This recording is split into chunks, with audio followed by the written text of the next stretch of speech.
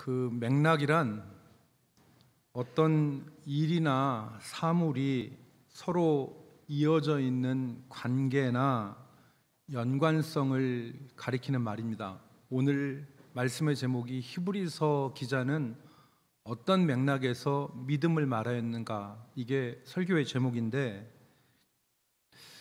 문장 자체를 이해하는 것도 중요하지만 문장과 관계되어진 여러 맥락을 이해하는 것도 대단히 중요합니다. 예를 들어서 똑같은 말이지만 맥락에 따라서 전혀 다른 의미가 되는 경우들이 종종 있습니다. 부산이 고향이신 한 목사님이 충청도 어느 교회에 부임하여서 목회를 했습니다.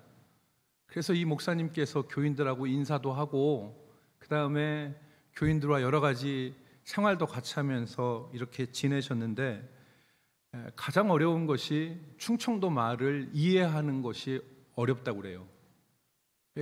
대표적인 예를 들었는데, 목사님이 어느 집사님한테 집사님, 제가 내일 점심에 집사님 댁에 신방 가겠습니다, 그렇게 얘기했더니 그 집사님이 알았슈, 그렇게 얘기를 했대요. 이 알았슈란 말은 무슨 말이냐면, 예 목사님 알았습니다, 내일 점심에 신방 오세요, 그런 뜻이잖아요. 근데 이 목사님이 그 집사님한테 연말에 가서 집사님 내년에 교사로 좀 봉사를 좀 하세요 그랬더니 알았슈, 이렇게 얘기를 했어요. 그래서 이 목사님이, 부산 목사님이 알았슈라고 하는 그 말을 예 하겠습니다라는 말로 받아들여서 그 임명장에다가 내년 교사 아무아무개 집사님 이렇게 썼어요. 그랬더니 그 집사님이 목사님을 찾아와서 목사님 내가 언제 교사를 한다고 했습니까? 그랬더니 목사님이 지난번에 알았슈 그렇지 않았습니까? 그때 알았슈는 하겠다는 게 아니라 생각해 보겠다는 알았슈였어요. 그러니까 여러분, 이게 그런 의미로 하는 말이잖아요. 우리가 알았슈를 많이 하는데 이게 됐어라는 말도 정말 된 건지 뭐 싫어서 된 건지 이게 맥락에 따라서 틀린 거잖아요. 히브리서 11장에는 믿음이란 말이 많이 나옵니다. 그리고 사람들은 히브리서 11장을 믿음장이라고 그렇게 부르기도 해요. 믿음에 대한 정의와 믿음에 대한 신뢰가 여기 기록되어 있습니다. 우리가 이 히브리서를 읽을 때 히브리서에서 히브리 기자가 믿음이라는 말을 어떤 맥락에서 이 얘기를 했는가라고 이해하는 것이 히브리서 전체를 이해하는데 대단히 중요합니다. 히브리서를 바르게 이해하는데 대단히 중요한 것입니다.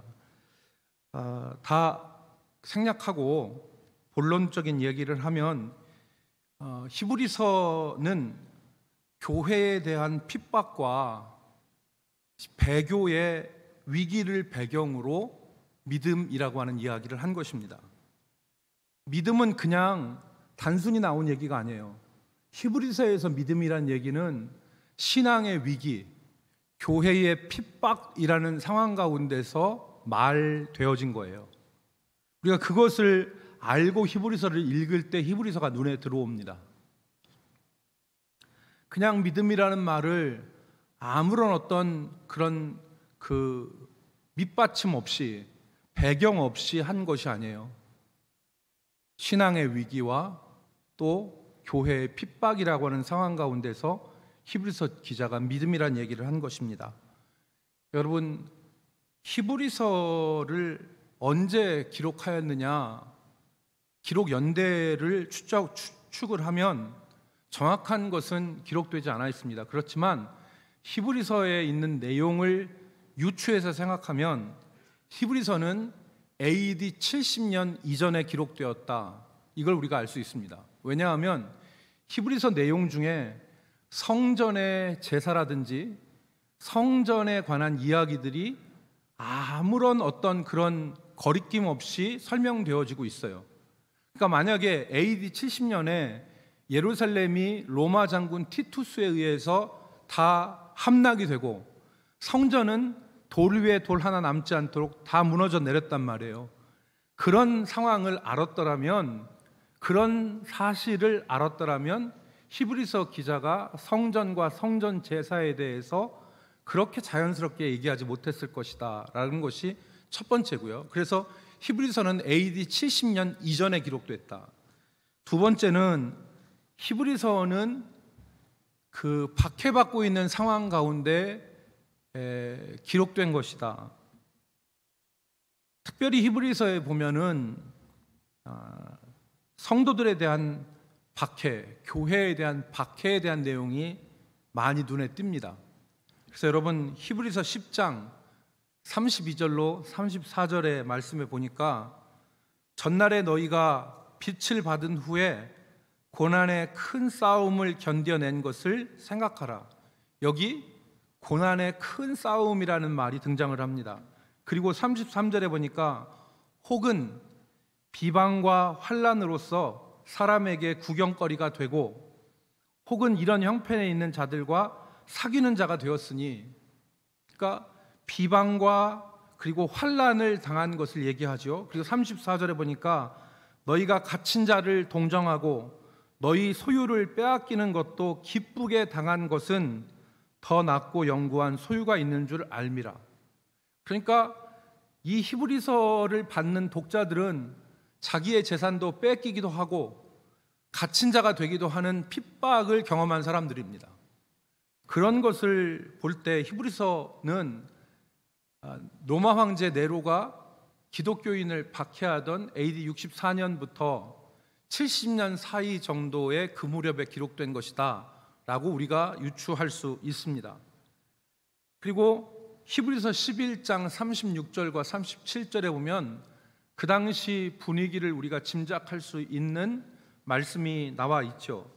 히브리서 11장 36절에 보니까 또 어떤 이들은 조롱과 채찍질 뿐 아니라 결박과 옥에 갇히는 시련도 받았으며 37절 돌로 치는 것과 톱으로 켜는 것과 시험과 칼로 죽임을 당하고 양과 염소의 가죽을 입고 유리하여 궁핍과 환난과 학대를 받았으니, 이것이 히브리서를 받는 독자들이 처한 삶의 정황이었다는 것이죠.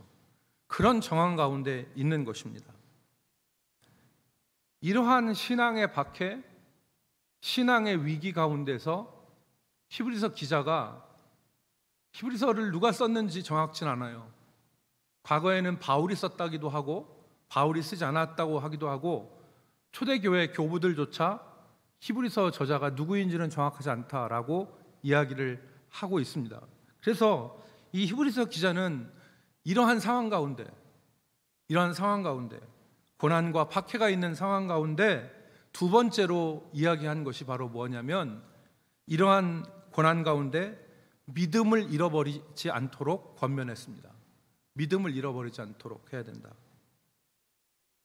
히브리서 기자가 하고 싶은 말은 바로 이것입니다.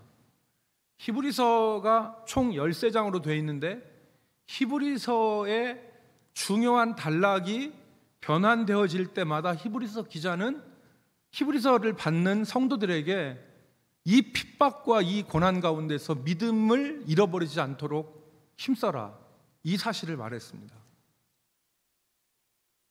여러분, 히브리서 2장 1절 말씀에 보면, 히브리서의 처음 시작하는 부분이죠. 2장 1절에 히브리서 기자는 세상 물결에 떠내려가지 않도록 해라, 그걸 당부했어요. 그러므로 우리는 들은 것에 더욱 유념함으로, 말씀이겠죠. 들은 것에 더욱 유념함으로 우리가 흘러 떠내려가지 않도록 함이 마땅하니라. 말씀을 붙잡고 세상의 물결에 떠내려가지 않도록 해라. 정신 안 차리고 살면, 믿음으로 살지 않으면 우리가 세상 사람과 다를 것이 전혀 없습니다. 우리 본성 가운데 죄성이 있고 쾌락과 정욕을 쫓고 세상의 방탕함과 안일함을 쫓는 마음들이 여전히 있기 때문에 우리가 세상의 물결에 떠내려가서 살 수밖에 없는 거죠. 우리가 믿음으로 살지 않으면. 두 번째, 히브리서 기자는 더 심각한 말을 했습니다. 하나님에게서, 살아계신 하나님에게서 떨어지지 않도록 조심하라. 히브리서 3장 12절 말씀에 기록되어 있습니다. 같이 읽을까요? 형제들아, 시작. 형제들아, 너희는 삼가 혹 너희 중에 누가 믿지 아니하는 악한 마음을 품고 살아계신 하나님에게서 떨어질까 조심할 것이요. 지금 믿음의 공동체 안에 있는 사람들입니다. 이들에게 누가 너희 중에 악한 마음을 품고 살아계신 하나님에게서 떨어지지 않을까 조심하라, 그렇게 얘기했어요.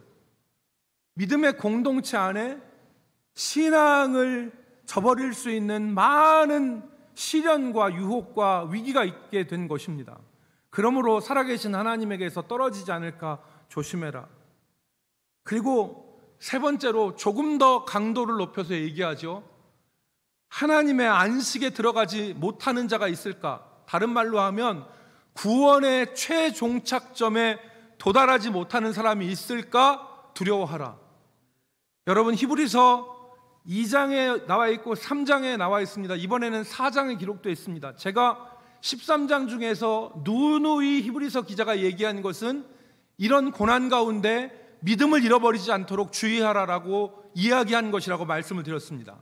4장 1절 말씀에 보니까 이렇게 기록되어 있습니다.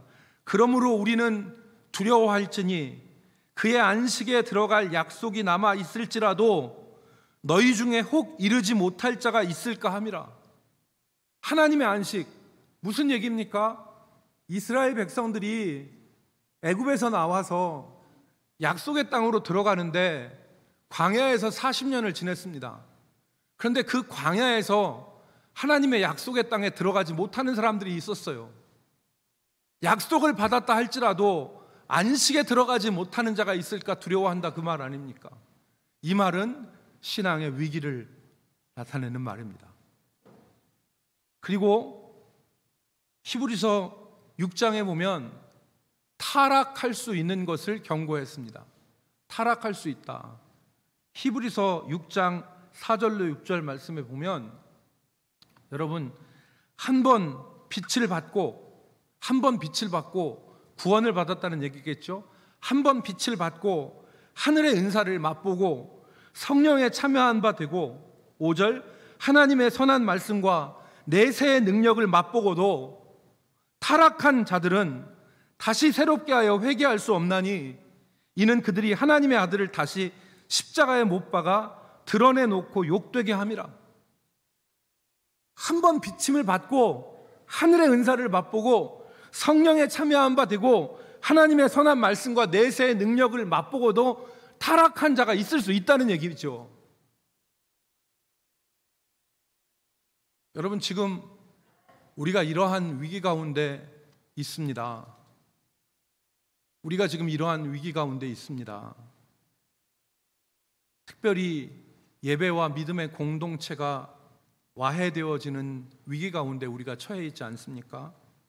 예배는 우리가 하나님의 살아계신 하나님 앞에 나가고 하나님의 임재와 은혜를 누리는 우리 존재의 심장인데 이 예배가 무너지고 있어요.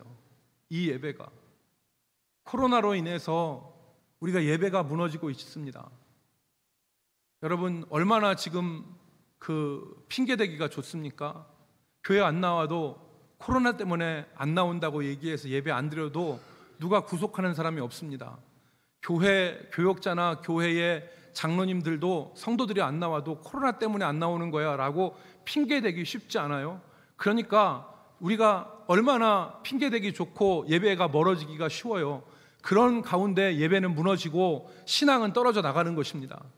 여러분, 한두 번 예배 안 나오고 한두 번 예배 안 드리면 편하긴 하지만 우리의 믿음이라는 것은 무너져 내리게 돼 있습니다. 그런 상황이 우리 가운데 지금 도래해 있고 그런 위기 가운데 있습니다. 제가 들은 얘기로는 정부에서 십자가를 철거하면 철거하는 비용을 주겠다, 십자가가 위태로우니까 철거하는 비용을 주겠다고 하는데 이것 자체가 모순되는 거예요. 십자가를 철거하는데 돈을 주는 게 아니라 십자가를 다시 세울 수 있도록 해줘야죠. 그러나 십자가가 보기 싫다는 거지 않습니까? 신앙의 위기예요. 공동체가 지금 와해되는 위기에 있습니다. 여러분, 성경은 개인적인 신앙을 말하지 않아요. 우리가 하나님께 구원받는 것은 개인적 헌신과 전 존재로 하나님 앞에 나가지만 구원받은 이후에는 함께 모이고 함께 예배하고 함께 선한 일을 힘쓰고 함께 서로를 격려하는 거예요. 그게 믿음이에요. 그런데 그 믿음의 기반이 되는 신앙의 공동체가 무너져 내리고 있지 않습니까? 가나안 성도가 120만 명이래요. 코로나 이전이었습니다. 가나안 성도가 여러분 뭔지 아시죠? 거꾸로 해보세요. 가나안을. 안 나갑니다. 안 나가.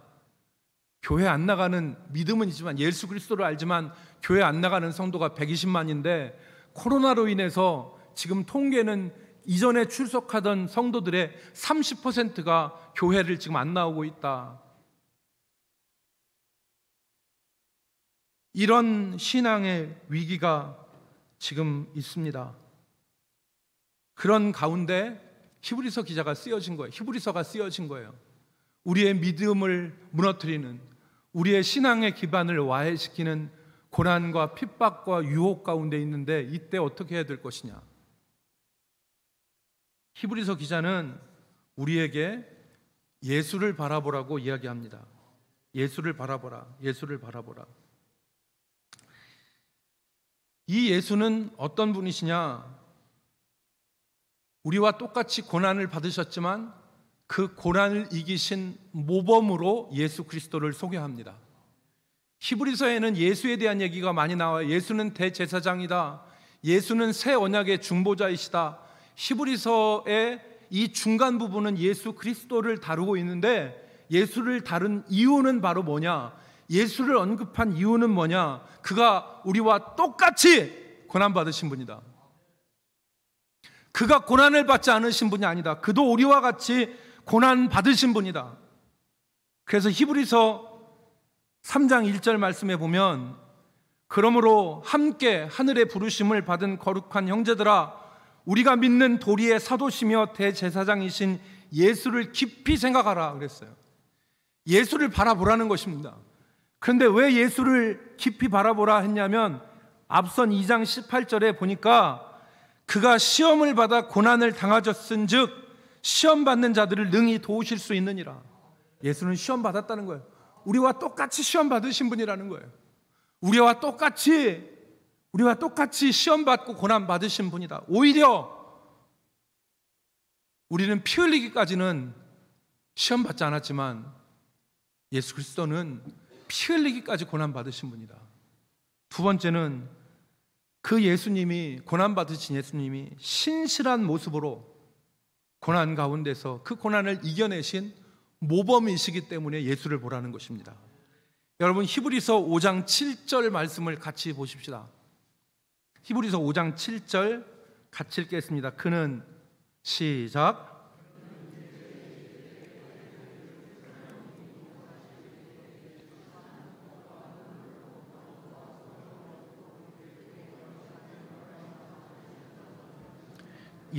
히브리서 5장 7절 말씀은 우리가 잘 아는 말씀입니다. 대제사장이신 예수 그리스도, 깊이 바라볼 예수 그리스도가 어떤 분이냐? 여기에 핵심이 있습니다. 그는 육체에 계실 때에 자기를 능히 죽음에서 구원하실 이에게 전능하신 아버지죠. 그 아버지께 어떻게 고난당할 때 살으셨느냐? 심한 통곡과 눈물로, 간구와 소원으로 아뢰었다는 것이죠. 즉 무엇입니까? 심한 통곡과 눈물과 간구와 소원을 올렸고 그의 경건하심으로 말미암아 들으심을 받았느냐. 여기 경건하심은 신실하심입니다. 그가 신실하게 고난 가운데서, 시험 가운데서 통곡과 눈물로, 기도와 간구로 그 고난 가운데서 자기를 능히 죽음에서 구원하실 일을 바라보고 찾았다. 우리가 해야 될 일이 이 일이 아니냐. 여러분, 고난 가운데 우리가 낙심하고 절망하고 원망하고 방황할 수 있습니다. 고난당할 때 낙심하고 절망하고 원망하고 방황할 수 있어요. 이게 일반적인 사람들의 모습입니다. 왜 하나님이 나한테 이런 고난을 주셨나? 내가 왜 이렇게 살아야 되는가? 이런 생각 가운데 낙심하고 절망하고 원망하고 방황하고, 믿음 있는 사람이라 하더라도 고난 가운데서 낙심하고 절망하고 방황하고 원망하는 이 일들 가운데 빠져 살죠. 그러나 예수 그리스도를 지금 바라보라는 거죠. 그가 육체로 계실 때에 심한 통곡과 눈물로, 간구와 소원으로 하나님 앞에 자기를 죽음에서 능히 살리실 이에게 아뢰고, 그의 경건하심으로 그가 신실하게 예수 그리스도를 바라보고, 예수 그리스도가 신실하게 하나님 아버지를 바라보는 그 모습 가운데, 그 신실한 가운데 들으심을 받았다.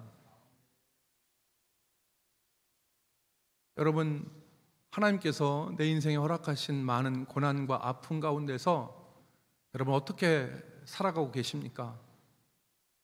오늘 우리가 우리를 죽음에서 능히 구원하실 일을 바라볼 수 있기를 주의 이름으로 축복합니다. 그래서 방황하거나 원망하거나 절망하거나, 그리고 우리가 낙심하지 아니하고 우리를 죽음에서 능히 건지실 아버지 하나님 앞에 신실함으로 나갈 수 있는 우리 저와 여러 성도들이 될 수 있기를 주의 이름으로 축복합니다. 이때 필요한 것이 바로 믿음입니다.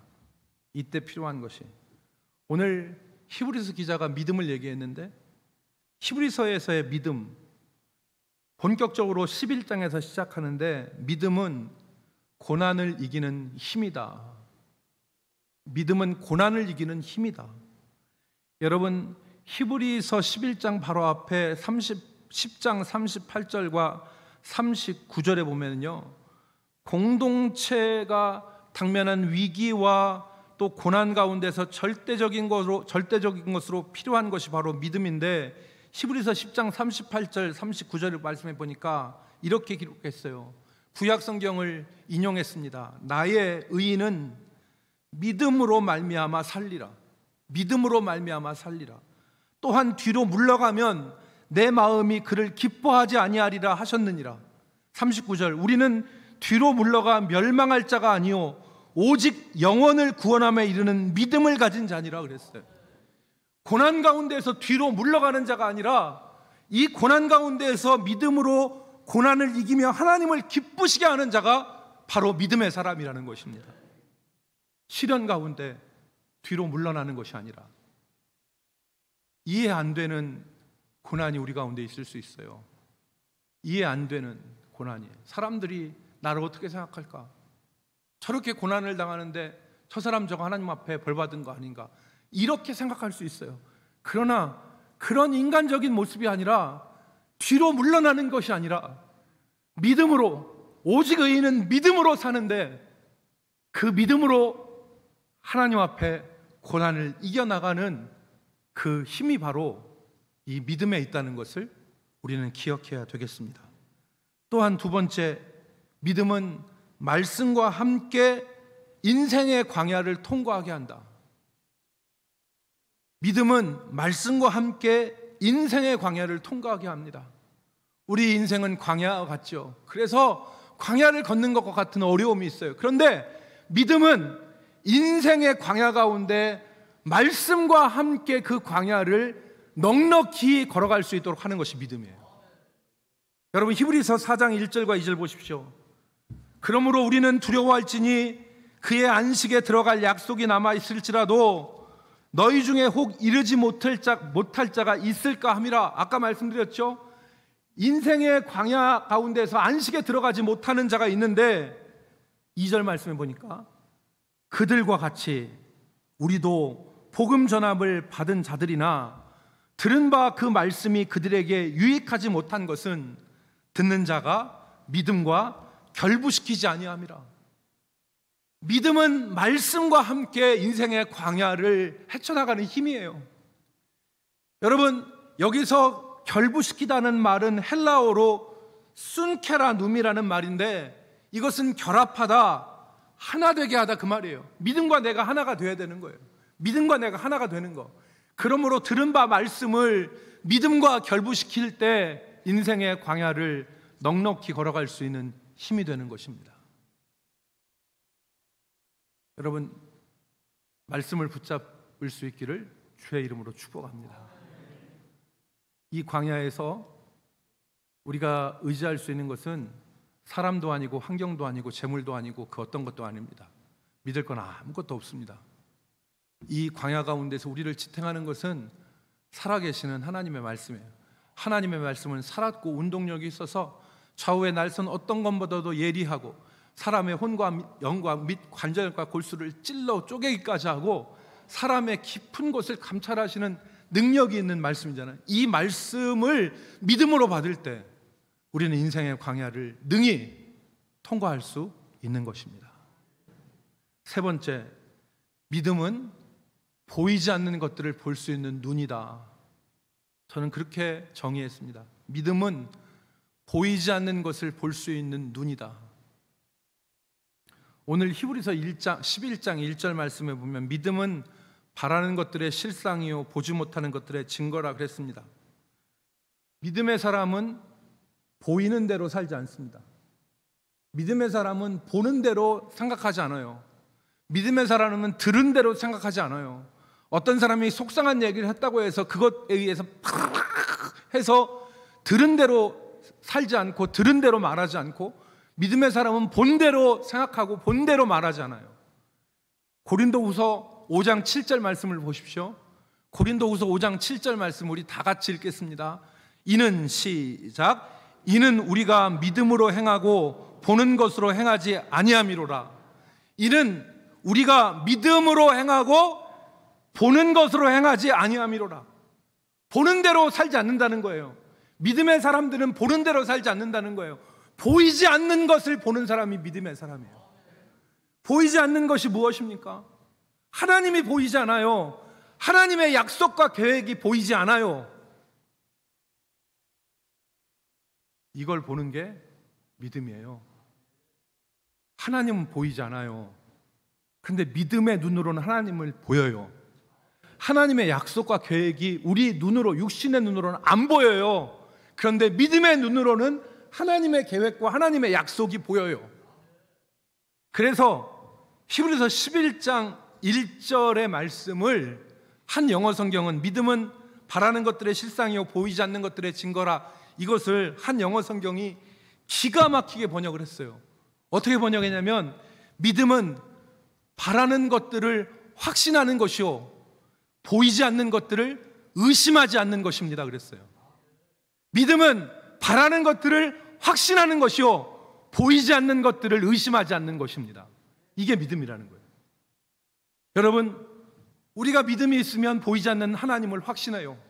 우리가 믿음이 있으면 보이지 않는 하나님의 계획과 약속을 우리가 의심하지 않습니다.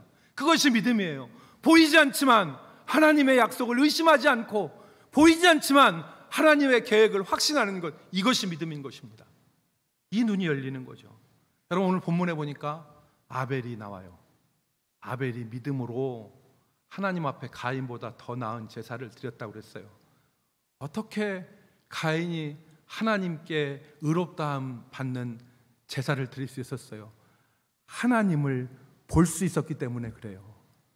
이 예배가 보이지 않지만 살아계신 하나님께 드리는 예배다. 그러니까 가인이 예배로 하나님 앞에 나가는 거예요.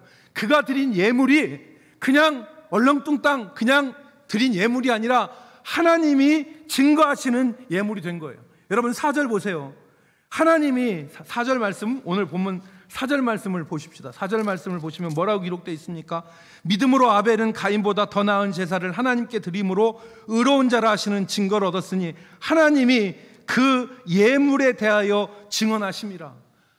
하나님이 아벨이 드린 그 제물을 믿음의 예물이라고 인정해 주셨다는 거예요.